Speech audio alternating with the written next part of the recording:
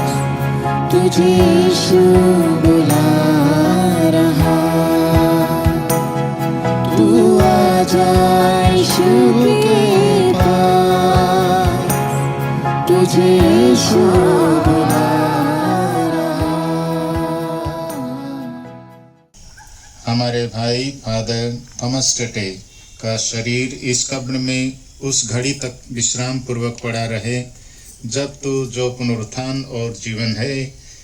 इन हमारे भाई थॉमस लिप्टे को पुनर्जीवित और अलौकिक ना कर दे। हे प्रभु, स्वर्ग राज्य में ये तेरे मुखमंडल की ज्योति से सुशोभित रहें, जहाँ तू युगानुयुग जीता और राज्य करता है।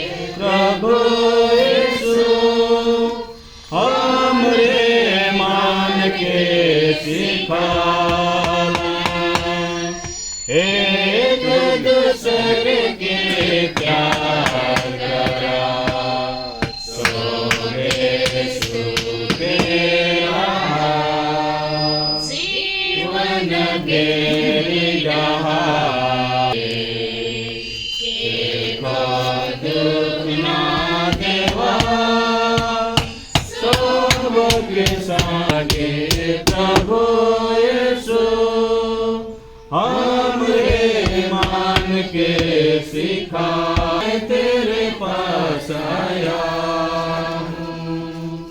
जीवन दान दे दे